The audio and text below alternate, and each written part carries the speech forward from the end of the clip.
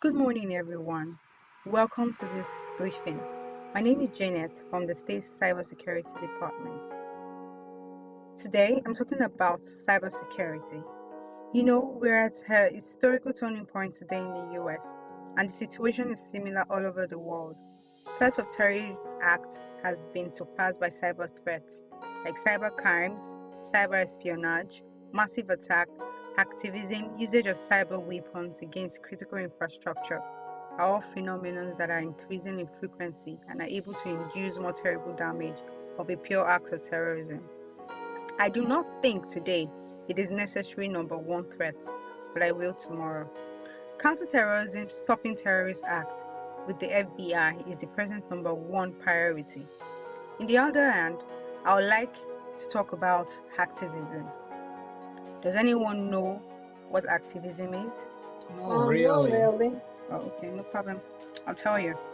A hacktivist uses the same tools and techniques as a hacker, but does so in order to disrupt services and bring attention to the political and social costs, no matter if it is related to an attack by a hostile government or by citizens, unhappy political decisions. The result is the same, and we must implement measures to contain them. The threat itself is complex in its genesis, as evidenced in fact that we are dealing with a heterogeneous composition of risk factors, which could lead to serious consequences concurrently.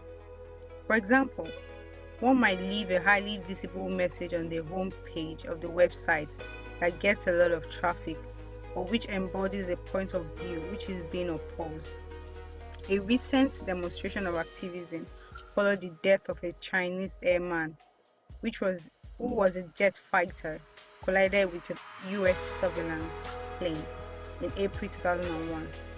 The message is clear: we're facing with the dangerous threat of constant and impressive growth, and with serious offensive potential. Most international activist groups appear bent on propaganda rather than damage to critical infrastructures. Activists form a small foreign population of politically activist hackers and includes individual and group with anti-US motives. Or one might launch a denial of service attack to disrupt traffic to a particular site. I'm from CNN. And can this be considered as a cyber war? If not, what it is? An act of cyber war, an act of criminal, an act of terrorism, an act of espionage. Oh, sure. To answer your question, we have invited one of our ally, FBI agent, Mr. John.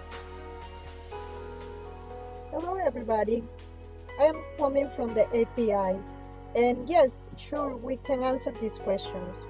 We call a criminal act for stealing information from a particular company. This is criminal act. In other hand, cyber war is an attack which would be planned to attack a country's system, to damage the systems, or steal information.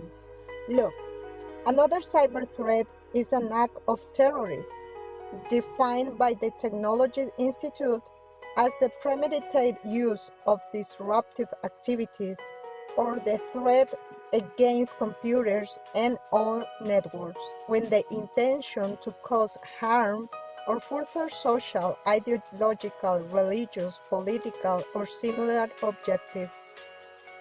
And what about espionage? Act of espionage can result in damage, reputations, and stolen data, including personal and private information. Cyber attacks targeted at the government may cause military operations to fail and can also result in lives lost due to leak classified information. What exactly is it that cyber criminals look for when planning an attack? Thank you, Mr. John.